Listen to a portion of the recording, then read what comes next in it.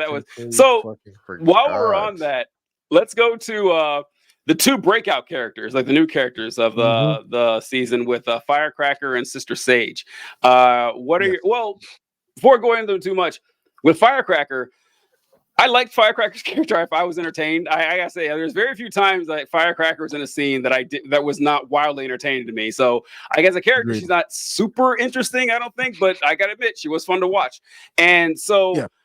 what my only complaint with Firecracker is not necessarily Firecracker, is that you're talking about how I can't remember what you said, that the show with the concepts. I know that, like, the writers were annoyed that people couldn't figure out, they were dunking on conservatives at every possible opportunity, but it was just way too much. It was too obvious this season. Like, it wasn't even like satire anymore. It was like Yeah.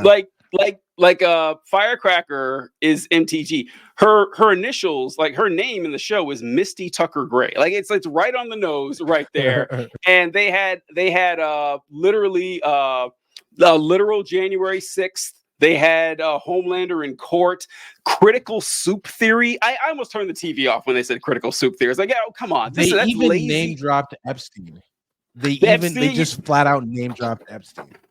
yeah, That was boring. I That was got boring. upset at Tech Nights. Actually, I loved Tech Nights. Actually, I liked Tech Night until the Huey stuff went too far. We'll get into that too. But Agreed. the what was it? They name dropped the Heritage Foundation, the people who wrote Project 2025, they at Tech Night's party, they talked about the Heritage Institute. I said, okay, folks, I get it. Yeah. It's too much. I mean, it's Yeah.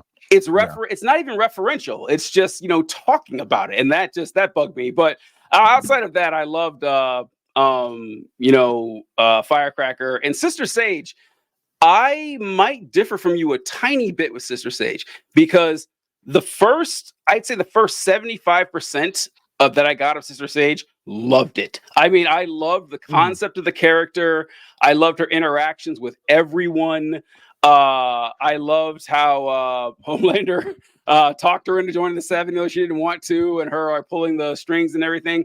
And toward the end, though, I feel like I get that, she was the kind of, I didn't like the, oh, this is my plan all along. I was like, okay, all right, whatever, fine, okay, I guess. Because if you're the smartest character in the show, that just means you're the writer, basically. And so you can just insert yourself in. This is my plan all along. And so I still liked her for the most part. Because I also like that you don't really know where her loyalties lie, or if she has any loyalties at all, and that does play pretty well into the fact that she is really intelligent and can do whatever she wants. And I don't know, what were your thoughts on those two, the new characters?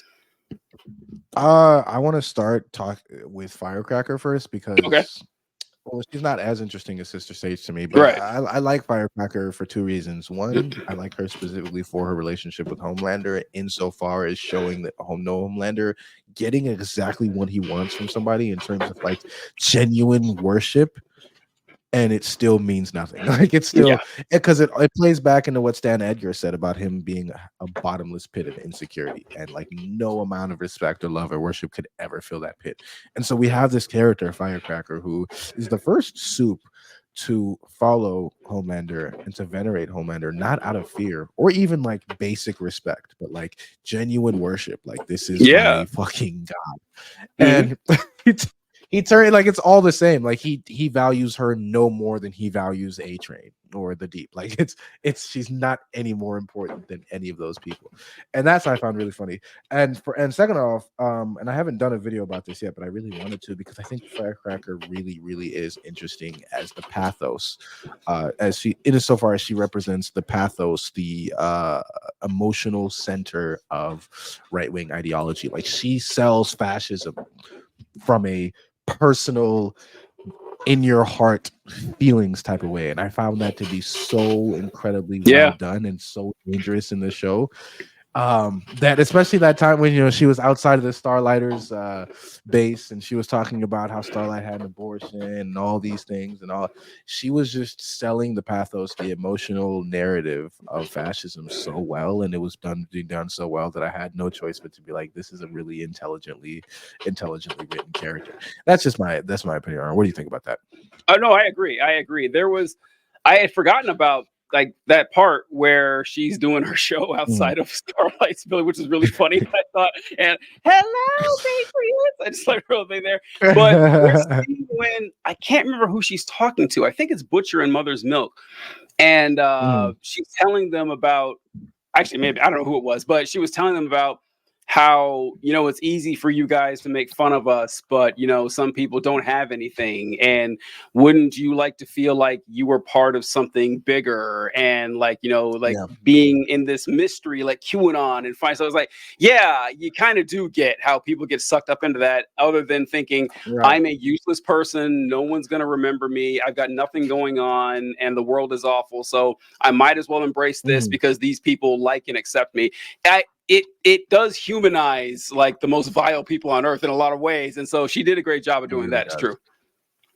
Yeah, and for as far as Sister Sage goes, this is where I really got into the writing for this character this season, because I think I think we were all expecting when Sister Sage was introduced, like let's face it, we were all expecting like Candace Owens, you know, and I think Eric Kripke knew that. I think he knew that we were expecting a sort of like Black Republican satire where like the character is really dumb and says a lot of really anti-Black things under the guise of like freedom.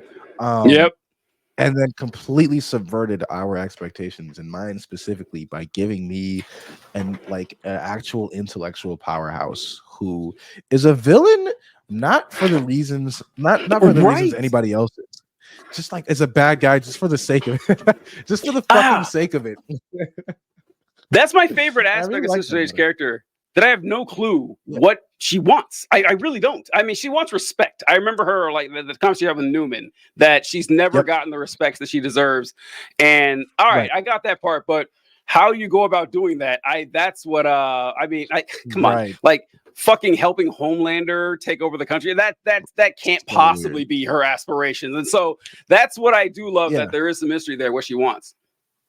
Yeah, I love that. I really do love that there's still a lot of mystery about her, because she's clearly being set up as not the big bad, because Homelander ultimately is the big bad, but I think she is clearly being set up as the string puller. Like she's like who we're really gonna have to be worried about in this final season. And the way they did that, I think, because you're right, I think the whole "it was my plan all along" is inherently cliche. Like there's no way around it. It's inherently cliche, and so if people don't like it, I fully understand why. But I liked it specifically because her plan, if you go back and rewatch the season, her plan of like feeding A-Train all the wrong information, not wanting to tell Homelander because Homelander would fuck up the plan, and like her wanting to have Newman out makes sense within the context of what you see her doing throughout the season. When you go back, all those times the A-Train is spying on her and like she's doing deals with whoever she's doing with, it's like it adds new context to know that she was knowledgeable. And it also like makes sense because the way she spoke to A-Train before, we were all suspecting she knew that he was the leak, because like she damn near might as well have told him. The second thing is that her plan wasn't bulletproof. Her plan wasn't bulletproof because it almost failed.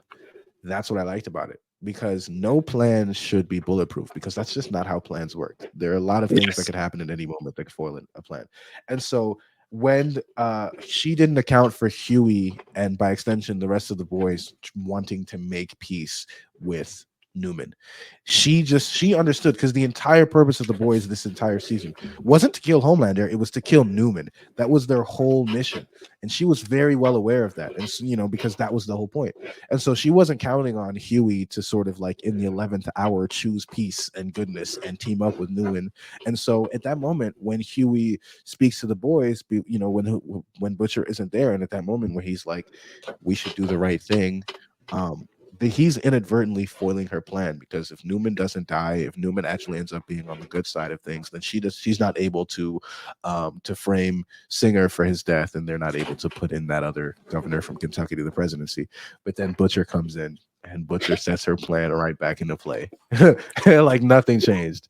And so when she comes in celebrating, I was like, okay, she's a fucking genius, because the plan made sense. I could see how she formulated the plan. I could see how she put it into motion.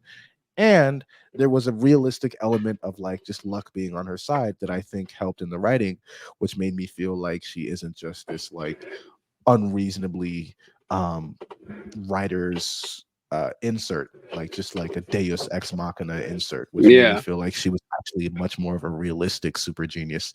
But that's just my thoughts about her, and I thought that was dope. That's good. It might click more if I go back and watch it, like with the benefit of knowing that. So I can easily see, like I can easily foresee that, because you're right. Like most of the writing's really good, and I don't know. There was something about the coming in is like, well, just as I proposed, like that.